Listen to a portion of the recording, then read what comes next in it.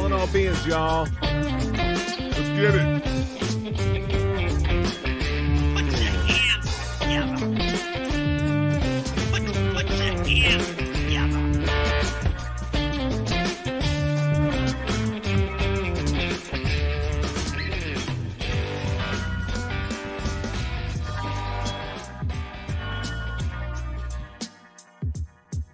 Can I get a yeah? Man, for calling all beings, we are back on our own channel, baby. Not playing no kind of games with you. Calling all beings is back, even though I'm solo, because guess what? Monet Nathan, my brother Money Nathan, is overdoing his European tour this summer with the fam. He's going to Amsterdam, he's going to Belgium, he's going to Paris. I don't know where all this brother's going to. I only know I wish I was there. And then I'd also be in Inglaterra to visit my homies over there. So I am DJ. I am Courtney Less, Nathan Less, Deb Less, but Courtney may join, and I think Deb will join after the Father's Day festivities. So happy Father's Day to all the dads out there, whether you in the USA or not. Because ready or not, here I come, just like Lauryn Hill. Anyway, Cab is very excited to be back on its own channel. We have a lot of exciting guests lined up, but you know what? We do have a co-host du jour, which is sort of like, you know, the French onion soup of today with the little toasted, crouton on top with the cheese and the onions underneath. And that crouton right there is none other than one of the greatest hosts in this medium right here. This brother got all kinds of things going on, and he is none other than Vinny Adams. What is up, brother? Man, for Vinny Adams. Appreciate it, DJ. I appreciate the invite, man, and so happy to be here. And really stoked. It's an honor to have you. You're gonna get the first question before you have to split. But before we get into that kind of business, we gotta introduce our guest here. How would you describe our first guest here? This man who is from the Shamrock Island there, northwest of England. I mean, he's just a real positive, big voice out there in the UFO community. If you ever see a post from this gentleman, it's always well worth reading. He's got a great voice, a great outlook. And I think he's just such a valuable contributor to the conversation and to the topic as a whole. Fearless. He is like a lion. For MW, look out, man, because this boy, he's on you, man. So put your hands together for Ireland's premier premier UAP UFO advocate, and also an advocate for autism. We gonna get into that later in the show. Put them together for Rob Sheridan. Happy Father's Day, gents. Happy Father's Day. Happy Father's Day. Happy. And Your dog loves you. Bigger, Vinny. Thank you so much. Dig it, man. Happy Father's Day to you, Rob. I know how often you guys all talk about your kids. It's just so obvious how much you love him. And we illustrated the other day how much your dog loves you by the way he looks at you. What's his name? My dog, Callie. Yeah. Callie. She's what is right it? There. Callie. It's a girl. Callie? Yeah. Oh, awesome. What's up, girlfriend? It's DJ. Anyway, all right. Let's bring on our next guest, because this guest right here is the one who's going to land us, one of the members of U2, to talk about UFOs. But let's he's like, what? But let's bring on the next guest right here is the writer, editor, owner, operator of Liberation Times. He has been cited by The Debrief, George Knapp, Jeremy Corbell, Ross Coulthard. Everybody is talking about this man because he has developed contacts and has gone and made him and his journal's voice a huge voice in this community, and to such that Susan Goff knows him and exchanges emails with him. So party people, put those hands together for Christopher UK Sharp. Yeah! Hey! Thank you so much. You're too kind. Christopher Sharp, baby! What about me? Lincoln, yes. and Lincoln what's up? and his Hi, son Lincoln. Lincoln. How's it going, bro, man? Yay. Congratulations on having a new sister. He's going to be a podcaster, I feel like. I feel like we have the beginnings of a podcaster here.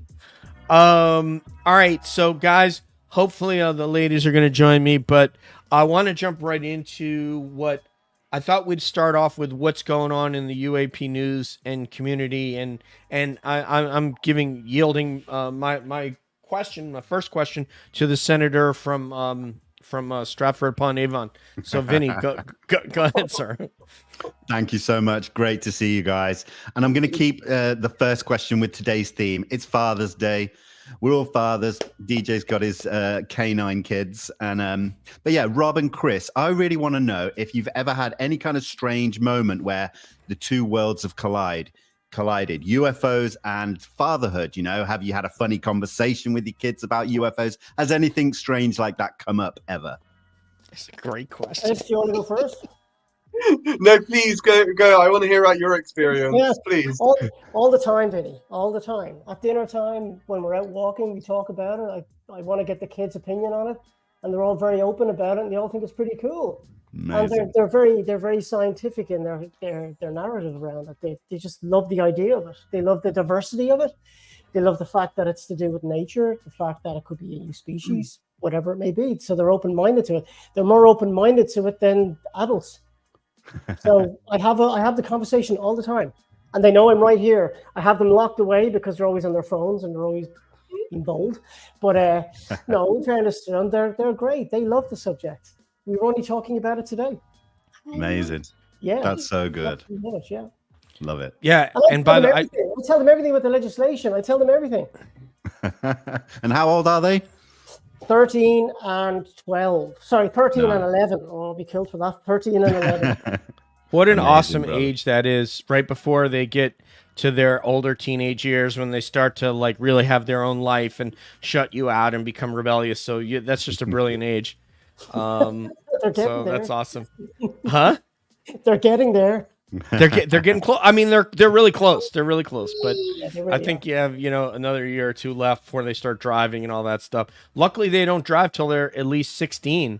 Well, we have another one who's driving. We've got another two more. Oh, really? Yeah, we have one in Canada, and we've one who's just finished school.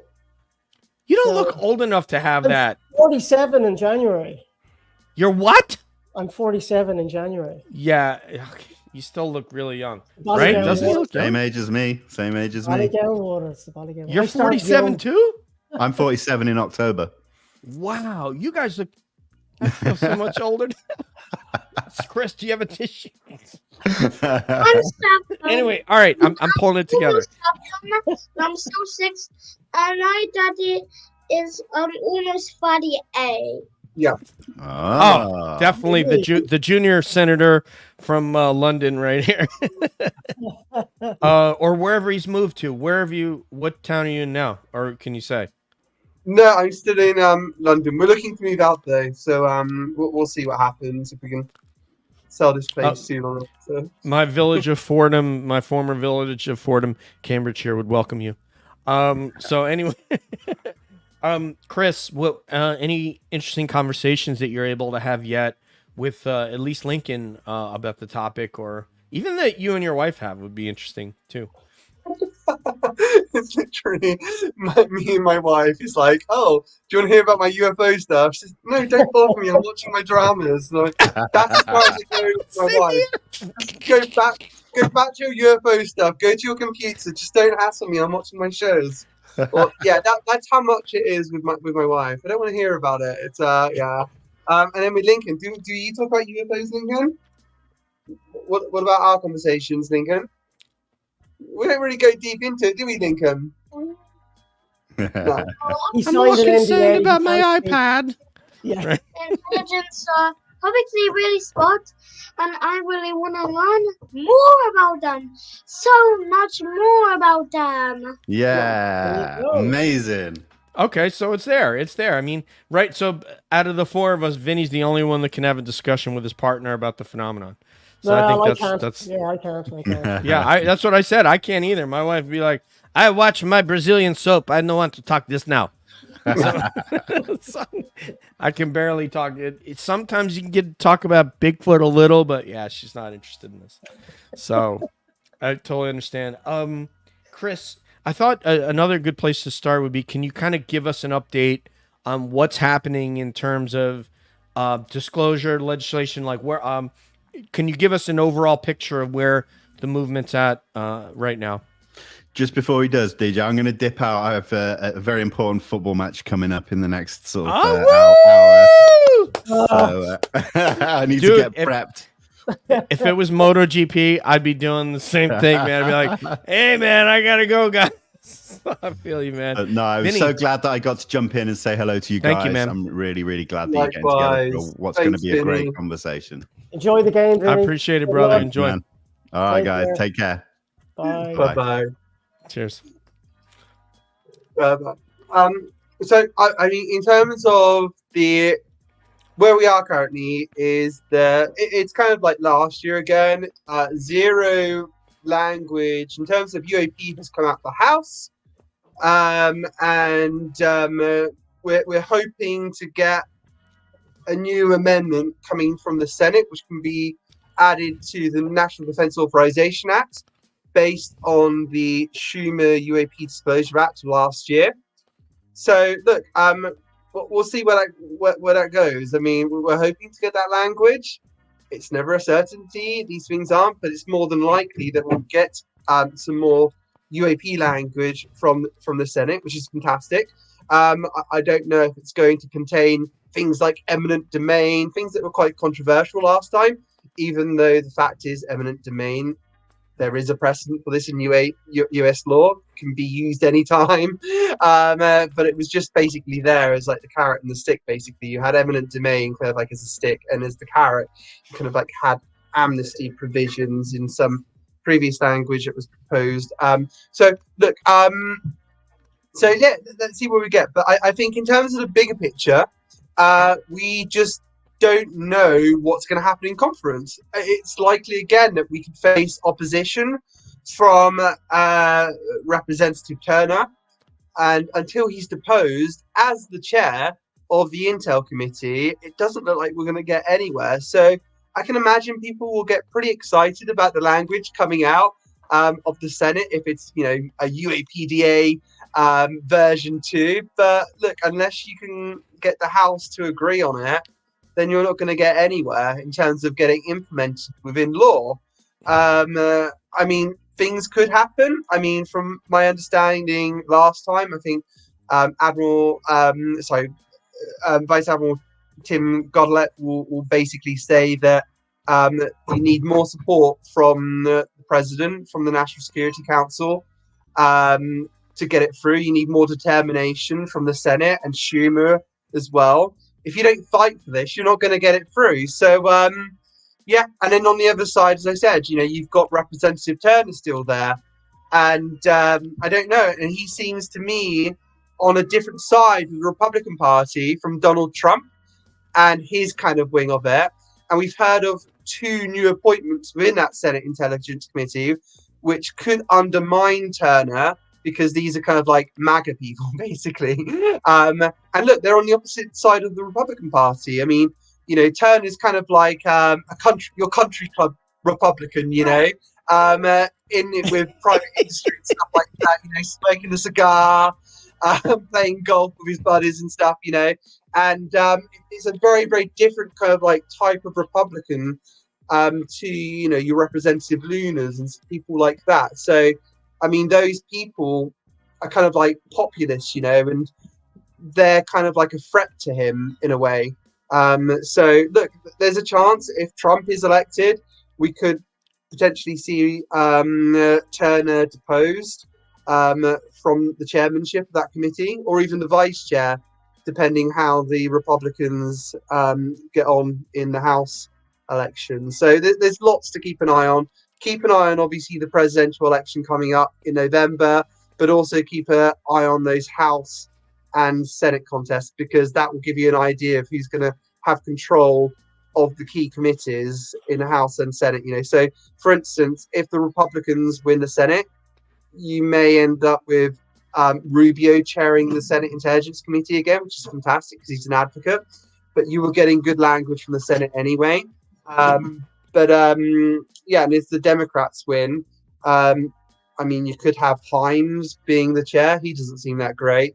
But look, last time the Democrats had held the chairmanship within the House, you ended up with a UAP hearing within the House committee. So potentially we could see a bit more progress under the Democrats. And then, as I said, the other scenario is that Trump wins the presidency, and he basically puts pressure to depose Turner from the chairmanship of that House committee if the Republicans win the House and they have a majority there. Apologies, that's quite a long answer, but that's where we're at the moment. And in terms of hearings, you may have seen from Matt Laszlo that we're not expecting anything from the House until after recess. So that was likely September or onwards. It could be kicked down even further following the presidential elections. Senate, I haven't heard anything on that yet, but potentially that could be quite a big thing. And if any of you care about America, please don't base all your hopes on on which person you think is going to be the most likely to disclose UAP to the world in between like Trump and Biden, because we have a lot bigger fish to fry in our country than just UAP disclosure. There are a lot more issues and implications with real world effects, and I don't think either of them. I agree with Chris. I think if they wanted this to happen, meaning whomever is in the executive, whether it was Trump or whether it's Biden or whether it's Trump, or it's going to be one of the two again. I don't know that they're going to necessarily become a champion for disclosure, because they may not see it as in their interest to do so. But there are a lot bigger issues. Before we go on to Robert, let me say hi to Robert's fellow countryman, James Gaffney, way up at the top. Hi, James. Welcome. I wish I could say that with an Irish accent, but Rob can do it for me. Can I just say, James is one of the nicest people in the community. I love James so much. Hope I can go out for a drink with him one day. He's so awesome. He's been invited to come on, so hopefully when we do another roundtable, he'll sit in the Irish part of the roundtable alongside Rob. That would be awesome. Paranormal Pixie Lara. Haven't seen her in forever, from Albuquerque. How's it going, Lara? Mick is here, also from the UK. Street fighting man, as the Rolling Stones might have called him. Also a paranormal guy. Anon ET is here. What's up, Holmes? Julie's probably busy today. I'm not sure where the Jewel of the Nile. And someone named Lasso is here. Hello, Lasso. How you doing? Homegirl, welcome. All right, Robert. Do you have thoughts? Did you want to tag on to Chris, or did you want me to ask your first question that I wanted to ask you? Yeah, no, I agree with Chris. I mean, I've been speaking to people that have been speaking to him, that have been speaking to other people that we know, and it's pretty much the same understanding of what's happening and what's going down the road, so I have nothing really to add there. It's pretty much what it is. Yeah. I've told Chris, I think we had a phone call like a week ago when I asked him if he wanted to come on this, and I told him I think they put that eminent domain in there to make sure it would fail. And I don't know. I haven't seen anything that makes me think otherwise. I think it makes people look like, well, first of all, in the chat, has anyone seen the early Bruce Springsteen album? Tell me that Chris Sharp does not look with his hair today like that Bruce Springsteen, because he started singing. At first he didn't react, then he started singing a Bruce Springsteen song. And for those who don't know, Chris is really knowledgeable about rock music history. Really knowledgeable. And that includes American rock history. So shout out to the boss. You totally look like you could be chilling in Asbury Park in the late 70s or early 70s. I love it. Thank you. I would add, like, there's a really, really good song. I think it's Rufus Thomas. You better stop kicking my dog around like he's an American. There it is. There he is. There's Chris. Thank you. Okay. Oh my God. We got to Somebody, I will get some of these screenshots off YouTube so we can make a comparison on Twitter of Bruce Springsteen before he started like really muscling up for that Born in the USA tour. Sorry, just going back to UAP, can I just Yes. add something as well in terms of pull it together here. in terms of President of the United States, this is true for Prime Minister as well in the UK. Elected officials. It seems to me that it's been a very, very long time since a Prime Minister or a President actually had firm grip of the civil service and the intelligence agencies and absolute control of them and knows what's happening and stuff. And I was listening to an interview of a former official, an actual advisor to Boris Johnson a few weeks ago, and he was basically saying that he visited GCHQ up in Cheltenham and he visited MI6, and he was speaking to people and they were like, no one ever from the government or, working for the Prime Minister or an MP has ever visited us like the last 30 years or so. Like, they don't know what's going on. So it doesn't seem they've got a grip. And I would also mention as well that, we're talking about serious people. There's a lot of people from the CIA involved in this. And these are serious people. We're talking about people who send other people out.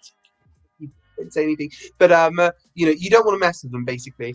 And, Tucker Carlson will say, and others have told me as well, that, people within these intelligence committees are actually quite scared of these people from the CIA because they have information on them which is compromising. And I would say that's Compromat, as they call it. Exactly. And I would say that's true of the president as well. I would say that's true of members of the National Security Council and others who are supposed to be holding them account. Instead of holding these intelligence agencies account and asking for transparency, I think the situation is they're actually quite scared of them. Can I tell you something, guys? I have never, ever thought of that relative to this topic, Chris. I just want to...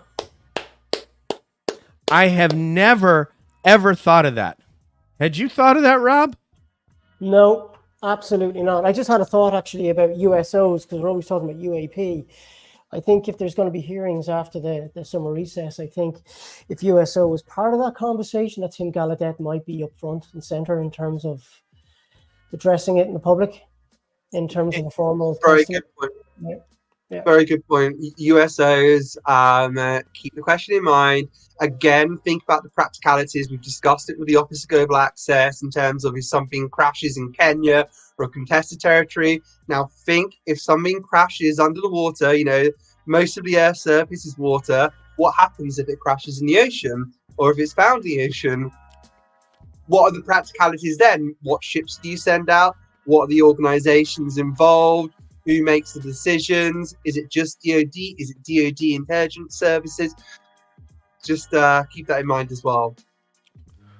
Also want to say this, partiers that are in the chat here, if you have a question for Christopher Sharp or Rob, please put it in all caps and I will fire it off to them. Chris, recently your friend, who is the Australian brilliant award-winning journalist who is now on News Nation, and if you could say his name with the voice of Sean Bean, can anybody do that? Ross Coulthard. Not a chance. Ross Coulthard. Is that right? Because where's he from? Is he from the Midlands? Newcastle. Where? He's from Newcastle. Newcastle. Okay. Yeah. Ross Coulthard. Really? Is he? I thought he was like Yorkshire man, wasn't he? Newcastle. Sean Bean. I could be wrong. I could be wrong right there. There's a lot of Yorkshiremen out there that are going to be like really offended. Like, he got kicked out of a pub recently. Did you see that? If you said he was a Mancunian and he was a Yorkshire man, that would cause major. We got problems all over again. I didn't know. Erupt. Yeah, like I heard Davy Johnson and Dave Smethers once going at it about it. I thought it was a joke, man. I didn't realize there was drama between Yorkshire and Manchester. So Sheffield Chris, West, Yorkshire.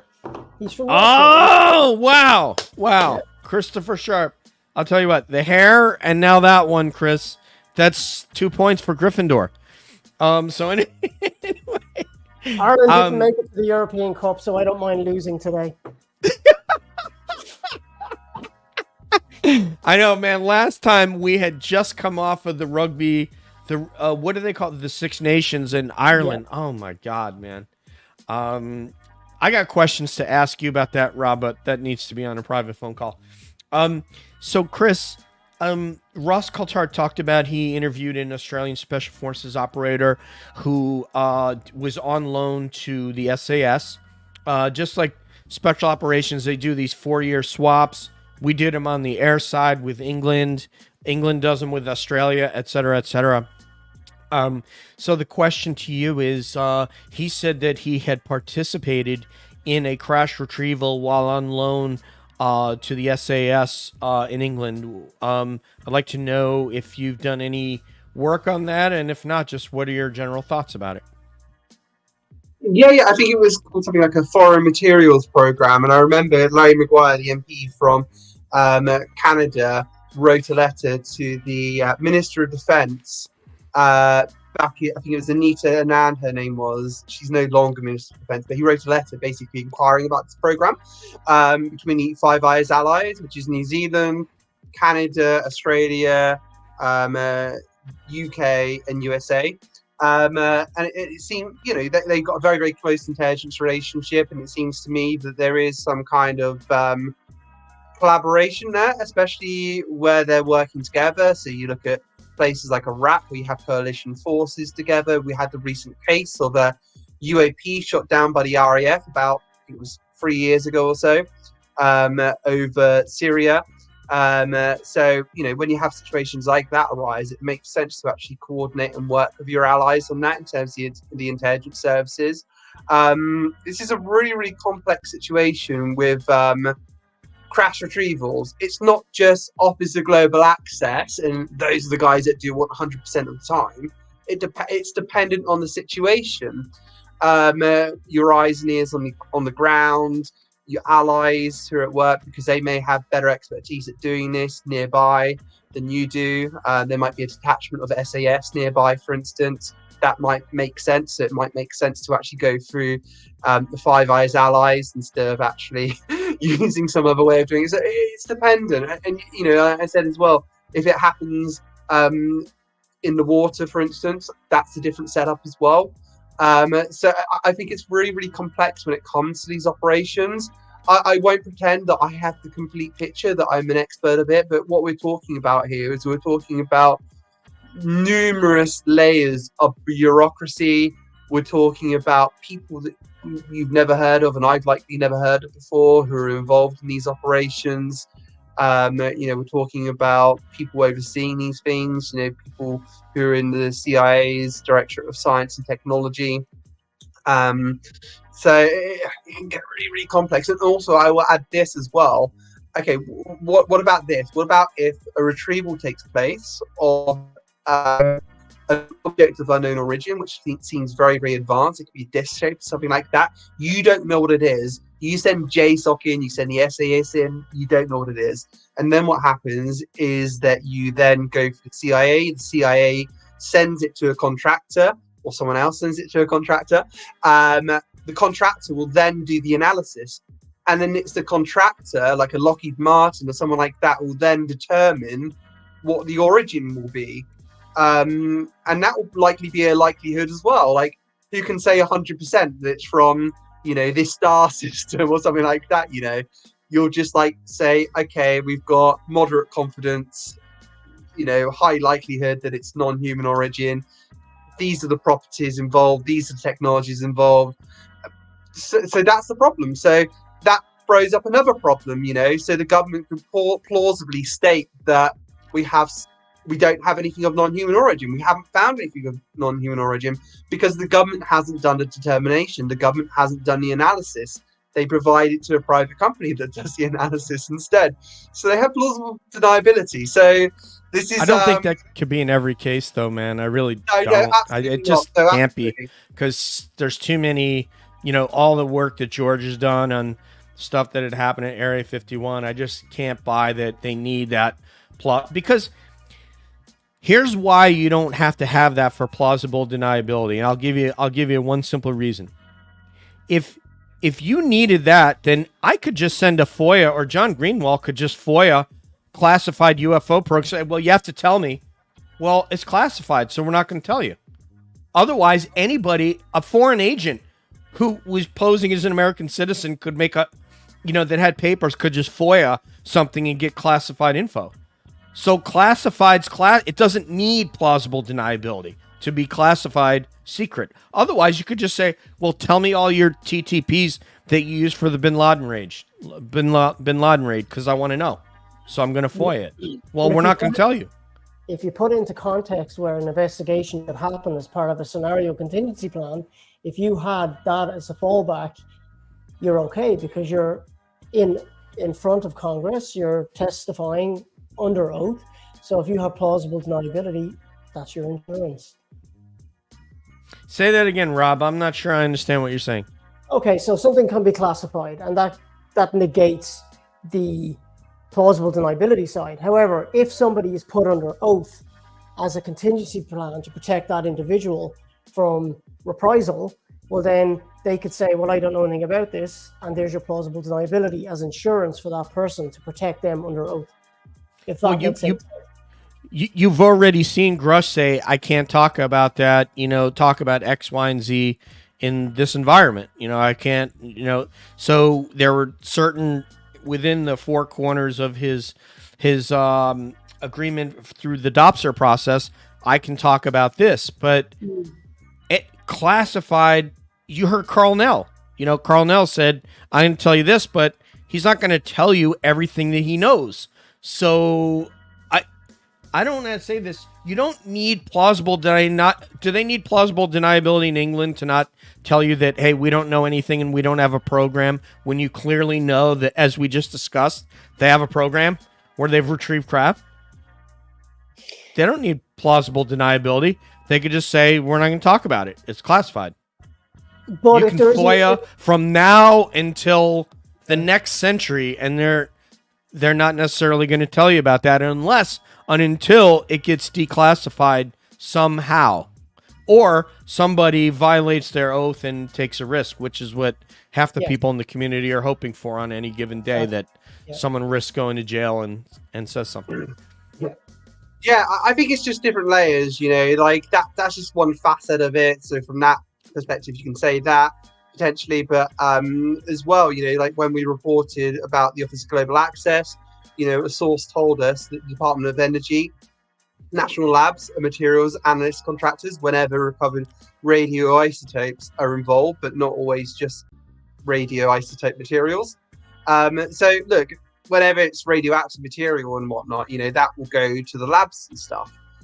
So anything covered by that would be covered by the Atomic Energy Act and all the secrecy and stuff behind that. So you've got that as well. But also both things can be true, though. Both there can be craft in both places in the hands of both, is what I'm saying. And what people will say is that a private contractor has all of them because for plausible deniability.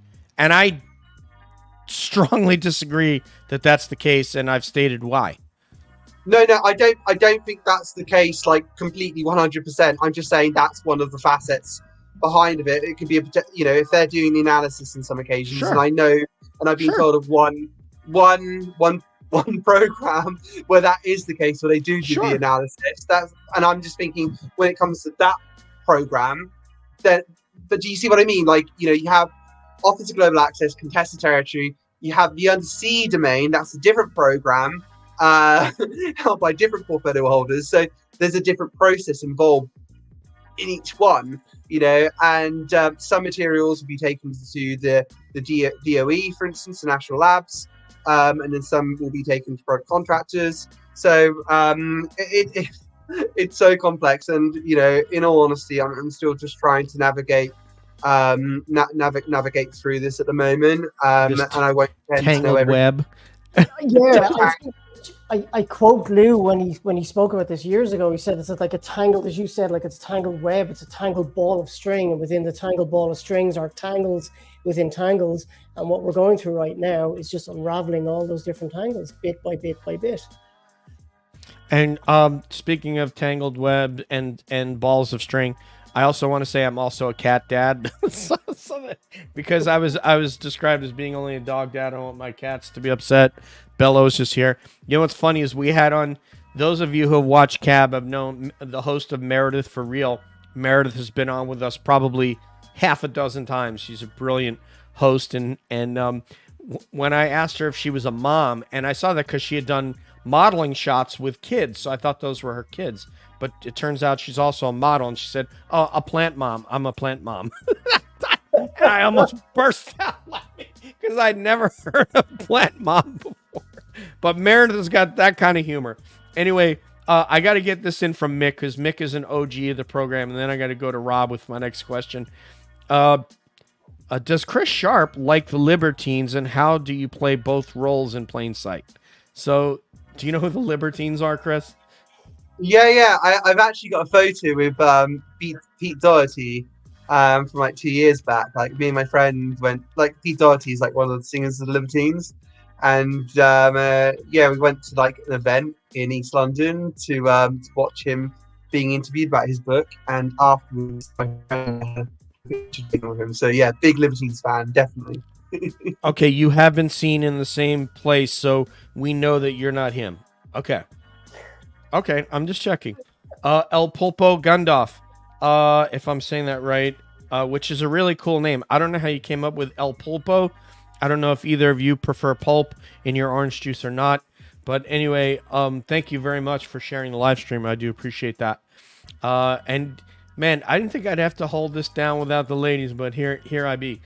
Anyway, Rob, the thing that intrigues me about you is I always like these sort of origin stories when it comes to your fervor for in terms of your advocacy of the phenomenon. And I'm curious, where was that born? Where was the genesis point of your advocacy of the phenomenon, where this became a very, very important thing in your life? I think when it became a serious discussion around witness testimony by professional aviators that spoke about this within the context of the nuts and bolts data. I'm very much a science, evidence-based driven individual, but in my career, I'm very much an advocate. And I think that's what brought Lou and I together in conversation, and how we got our friendship going. Because he's an advocate, he's an advocate for what he does, and he still is an advocate for what he does. So I believe in truth to power, and I really, really relate to David Grush, where he's at and where you guys are at in terms of what you're doing. It's always been my passion. I think I get it from my mum. She's been an advocate for disability in the past. She was the one that steered me in the right direction from a laboratory scientist to an advocate for autism. And I don't like to conflate the two. Autism and disability are two different things. But I like to empower truth, and I like to ensure that, data gets out there and that is spoken about, and that there's no stigma around science. There seems to be this comfortable bubble where if everything is known to science, it's okay, we're fine, we're there, but there's no progression with no question. So for me, it's about following the question and following that data. And when people smear it with stigma, I don't do that well. It's like, no, stop there, because you don't know what you don't know. So what I see with trolls on Twitter, they say, no, this is ridiculous. There's no such thing as aliens, little green men, blah, blah, blah, blah. And I'm like, well, okay, you're arguing with me to say that there isn't, but I'm arguing with you to show me the data that shows why you think that. We only know what we know, and now we're moving into an area where, there's a truth there, there's a known there, and we should be all coming together to find out what that is, rather than trying to dismantle it and put it down to something that they don't know what it is. So I don't like bullies. I'm a big believer in advocating for people. I'm a big believer in advocating for the individuals who have been, called names over this. You can call them experiencers, whatever you want to call anybody. But the fact is, there's a truth out there that we don't know, and I think it's worthy of our attention, and it's worthy to have that conversation within the science context. So that's my reason why I can't let things go. Yeah, and so, by the way, Gandalf, while the orcs shall not pass, your comment will pass. We'll get that up on screen again. Right? Remember orcs and remember the Lord of the anyway. So I'm curious. So it seems like you are the type of dude who is standing up to a schoolyard bully. To me, you feel like people are being marginalized or the topic is being marginalized, and I feel like you're standing in front of the bully and saying, okay, come through me. Yeah, I mean, like, fair enough. If you want to get physical, let's get physical. But like, let's have a conversation. Olivia Newton-John said that. Make sure you quote credit Olivia Newton-John. We will put that in the show notes. Go ahead. God bless her. But like, if we didn't have the question, and we didn't explore the question and be comfortable and open-minded about discussing it, well, then you're stopping science from evolving. And science is continuously evolving all the time, and we should allow it to evolve, because whatever we're experiencing, whatever we're talking about now has got something to do with nature. There's obviously a symbiotic relationship there, and we just need to figure out what that is and what does that mean for us. And I just can't let it go. And if people want to dismiss that and call themselves scientists, I believe exactly what Gary said. They should be stripped of their PhD. A PhD isn't something that you put on a wall and say, oh, I'm done now. A PhD is a mindset. It's the curiosity, and that's the basis of the framework of science. So I'd say it's something that Chris and I would like to put on our wall, wouldn't you, Chris? A PhD? Dr. Christopher Sharp. Oh gosh, yeah, that's not going to come anytime soon. My son likely has an opportunity, but yeah. Who knows, man? What happens if he's off at college and you're like, yo, I'm bored. I want to go back to school. You never know. Dr. Sharp, I like that. There you go. The University of Winchester's own. Absolutely. So, Chris, I feel like Rob has a deeper connection to the phenomenon that he's not telling us. Do you agree? There's something, he has a deeper connection. No? Okay, maybe it's only me. Fine. Well, after watching Rob numerous times on my television screen in the 90s, there's definitely something there from this guy, Oh, I was just hoping that there was a redhead lady who was going to join him for this interview, but no. Half as blonde, but we do cosplay from time to time, We are all channeling all these different popular. We've had 2 for Sharp so far. It was about time we got to Rob, because when I see Rob, I'm seeing like Larry Mullen Jr. At the drum kit for you. Did I tell you I met Bono? Yeah, you did tell me you met Bono. Yeah, was that? I don't remember where. Was it pub?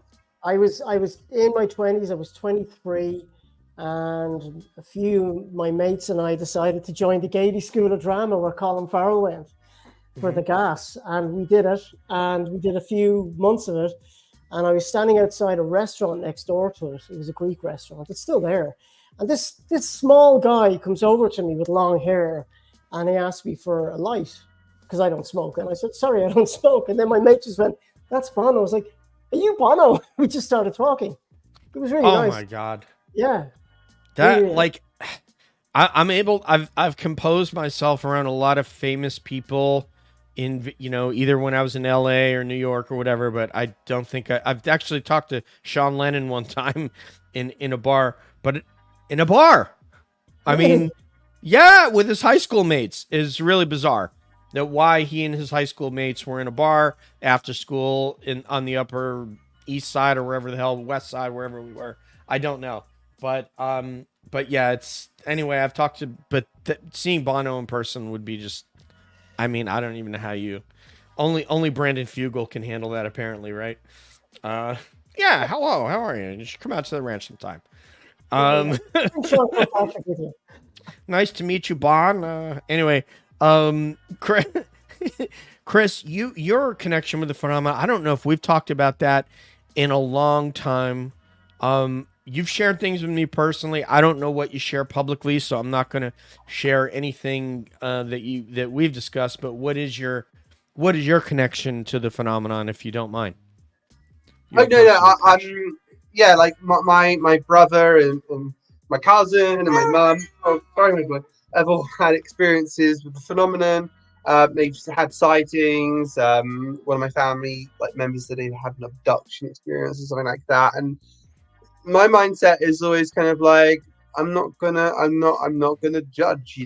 I'm going to like approach it as I approach everything else. I'm going to investigate. Data is data.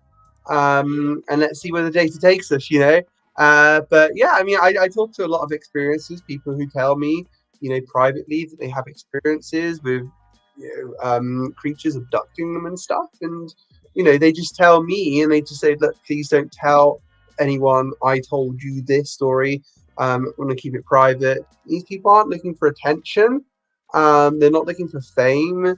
Like, they just want to know that they're not alone.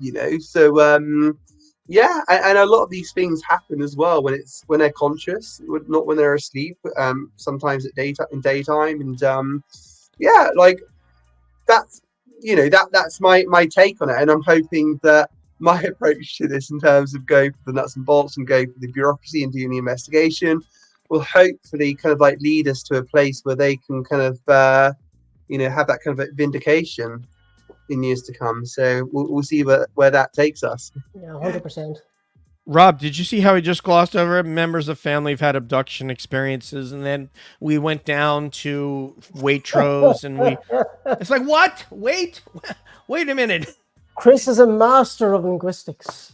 Yeah, he's just like, but some different sightings, and I had a member of my family had an abduction experience, and then after that we had tea and stuff in a tea room, and it was really good. They had sandwiches. I mean, come on, Chris, you don't gloss over things like that. But I understand it is very personal. But I mean, did that right there have an effect to where you feel like you have to do this?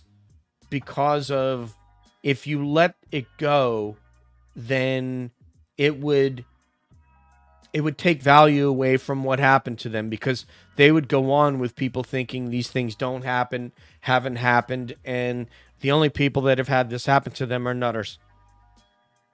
No, I've seen the thing that got me involved is, the videos coming out, and the US government acknowledging them, because, if you're a dog investigating this in terms of your journalism beat, you need a bone to chew on, and the fact that the Pentagon started talking about this, that kind of like led me into the journalism aspect of it. I think in terms of like my interest, I was always watching UFO documentaries when I was younger and stuff. I've always taken an interest in it, even before I knew, the experiences of others with my family. I don't know, I just found it really, really interesting. And I think it kind of like shocked me that the US government was like talking about this and saying that these videos were real. And look, there's a lot more to these videos as well, and a lot of these cases.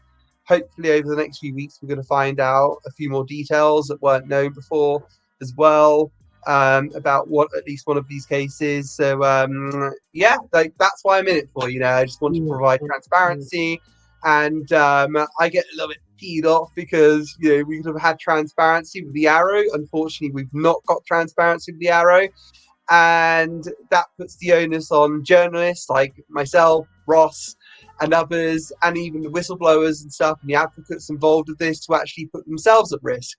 And we shouldn't have to. We've got a UFO office, to provide that transparency, apparently, but they haven't done that. So it means that, people that weren't asked to do this by a government mandate will have to start pushing forward on this further. So, yeah.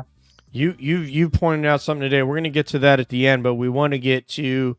and I just want to say, Gandalf said here, that Rob, you had a great point. Somebody researching into the MIL, DOD, CIA, and FBI, etc., all of the above archives. It's a massive web of information where about 1 to 5% is gold and is useful for further data points. And thank you for doing that. A lot of people people that are part of this show, like Debs and Courtney. Hi, Jules. Hey, Jules is here. She's on the road again, like Willie Nelson. Hi, Jules. Sorry I hadn't scrolled down in a while, but I'm doing, triple duty here. Yes, please put them in. Thank you. Liberation. That's what I'm saying right there, baby. Liberation Times. Go check him out online, www.liberationtimes.com. See, I want to use a British accent for that. We should see if we can get Rob to do Chris's accent, Chris to do Rob's Irish accent. Is that possible? No. Are you trying to break up a friendship here? No, I'm just, I want to tell you guys, Rob did a tour on Signal. He did a tour of Ireland, basically, of accents for me. Rob, I didn't tell you this. When we were driving to South Georgia, we had to go to Air Force Base down there and meet with some Air Force folks. And my program manager, Miss Mary Kathleen Cheney, also an Irish lass, I played for her. Sure. What's that? It's an Irish lady, to be sure. Oh, yeah. I played her your accents. We were rolling in the car, man. It was so awesome. And it came out so crystal clear that they could hear it above the road noise. Me just holding my phone up, and we just loved it. Especially when you did Miss Lauren from Everything Motor Racing from Donegal. Shout out, Lauren. So thank you, Rob, for doing those accents. No problem at all. All right. Okay, Chris, go give us an Irish accent there. Do me. I'll say something and you say it back. I'm not going to do that. No, I can't do it. Like, it just ends up cringe-worthy. Like, there are some great people that can do Irish accents. I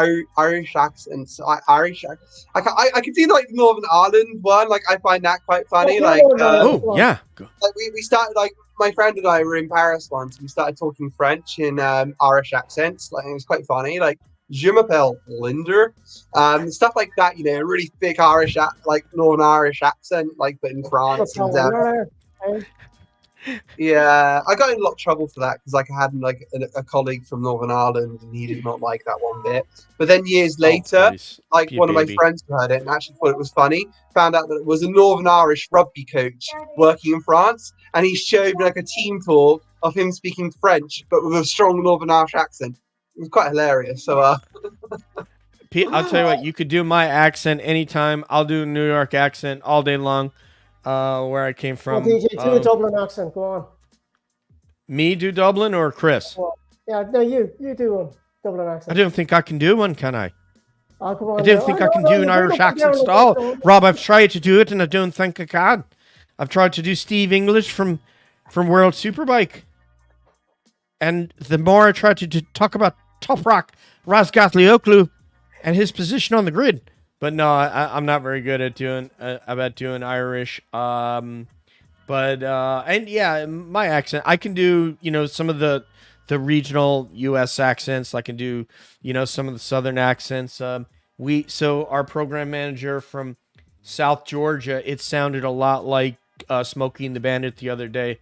And he's like, we're 2 hours ahead of schedule, like that. Sure. And I'm like, how you doing there, boy? We're eastbound and down, I'll tell you what. But I can also go to New York and tell you that my father's from Brooklyn, my mother is from Queens, and I have no problem doing that accent. I'll do it for you all day long. All right, forget about it. All right, so we have some things here from the folks, and then we want so thanks for sharing, Christopher.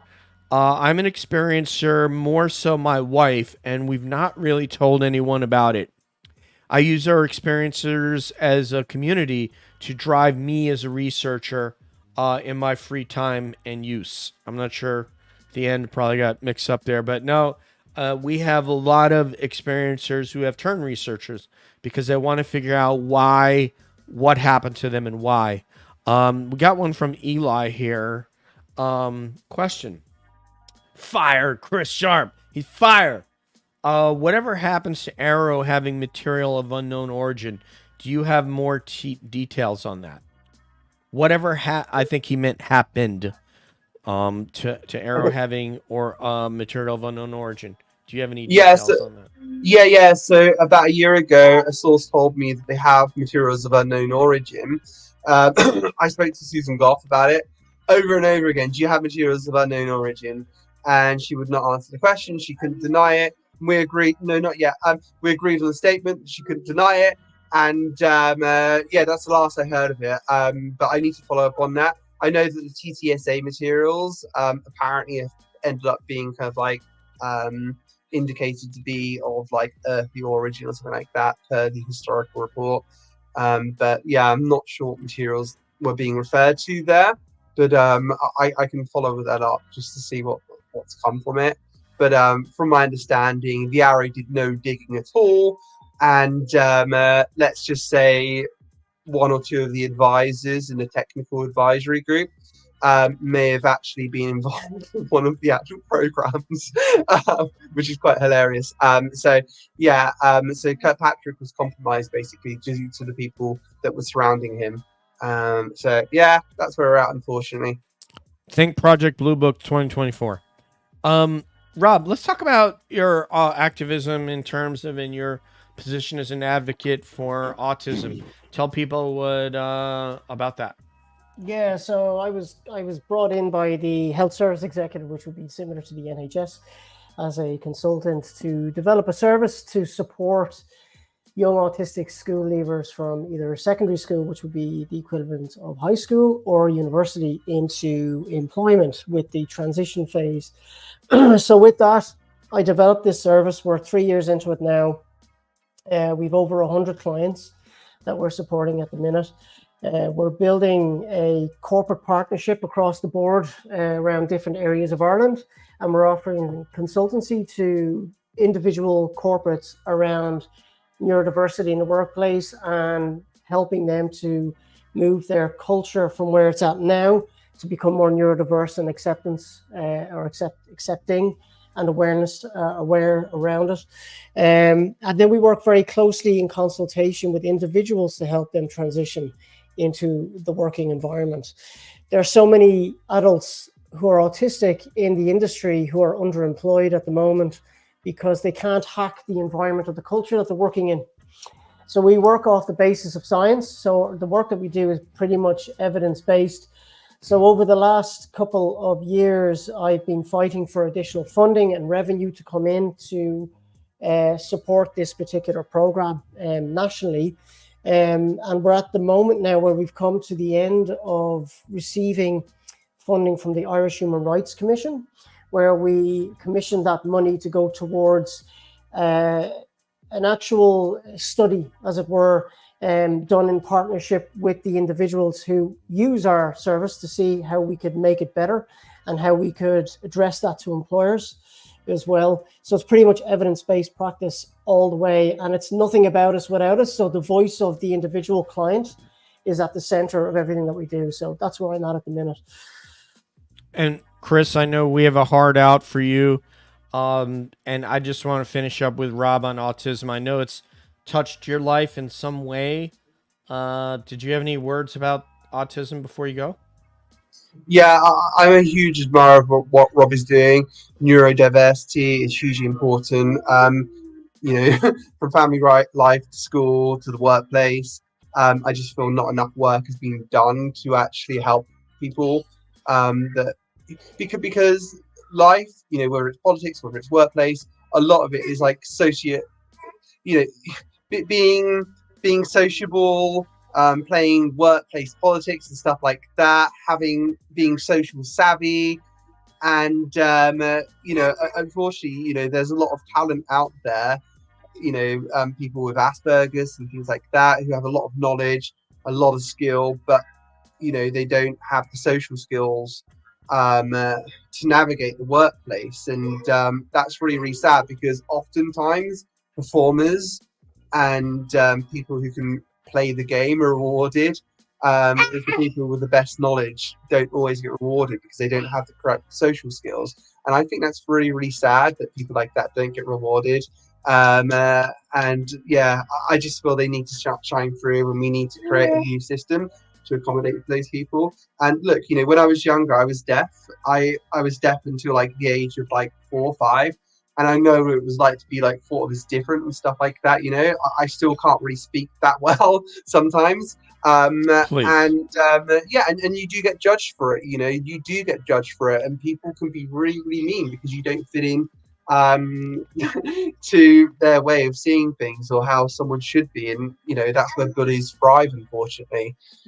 Yeah, so it's so important, and just thank you for the work that you're doing, Rob. It's so crucial, and I think we need to kind of like have more of this. Yeah, thanks, Chris. I really appreciate that. So if I understand this correctly, just to kind of put it so the audience understand, it's trying to make the workplace more accepting that someone who has autism, or as you say, or has Asperger's can apply, and the company will be able to make the necessary accommodations so that they can be in the work, you know, be in a hybrid situation where they're part at home. Now, I know although you're done thinking half alien and half human. No, hybrid where they're half at home and partially working at work, and that they know how to interact with this person. It's an accepting work environment. That's essentially what it is. And it's not just autism, it's neurodiversity across the board, absolutely, because the fundamental framework is the same in terms of supports. And it's really just about education. That's what it is. And it falls like with the whole UAP thing. Ignorance, you know, comes out of a lack of information, where education can create an opportunity to have a safe place to have these discussions. And you know, my big thing in terms of what we're doing is building resilience for autistic people, because anxiety is the problem and society can be the disability. And if we can bring those two together, then we can remove barriers and we can give people a voice and educate and allow the autistic community to be the change agents within organizations. Yeah, I want to say, you know, like I told you on the phone, Rob, this is one of the reasons we're very proud to have you as part of the community, because you're not just a UAP advocate, you're a great human being. And Christopher Sharp, who was very late for me to have pizza with him at the hotel, is not only a UAP advocate, he's a great human. Chris, you're supposed to laugh at that. Great dad as well. Look at him. But the second time though, he was on time. I want to say that. The second time we met, Chris was on time. So he really made up for it. Thank you so much. We love you, Chris. We love you, Rob. It's an honor to call both of you friends, and that's essentially why CAB is doing this. So, so before we go, I would like to ask you to like and subscribe. We are on our own channel, back on our own channel again. We've just started on Spreaker is going to be our new podcast host. Please give us a like, a subscribe, and a comment so we could grow. We will be announcing a new show in short order. It is going to be in addition to this show, it's going to be Calling All Beings ... We're going to be in the process of producing this new show and researching for a couple of months. I think it's going to be really exciting. Julie, who's in the chat, our chat moderator, the Jewel of the Nile, she is aware of what we're doing. She's been helping out in this new endeavor, and I can't wait to announce it when Nathan comes back from Europe and makes a logo for us. So thank you guys for spending time with us. I really appreciate it, Rob. It was an honor to have you and Christopher and Lily. It was an honor to have you, little cutie. Can I throw something in there, because the two guys are going to kill me. So there's two guys on Twitter, Darkstar.ie and Irish Scientist, and they're working together with myself in developing a very comprehensive website around UAP with Ireland advocating for it. So it'll be the UAP Ireland? Yeah. We're building that at the minute, and it's going to be a resource tool and an information bank to drive traffic to people like Chris, to drive traffic to people like yourself, to the Gary Nolans of the world, the Lou Elizondos of the world, including those individuals, whereby you guys will be considered as UAP stakeholders for advocacy, and then the rest will be UAP communicators. So we're going to put that together, and we're going to hopefully involve academia as well in the conversation.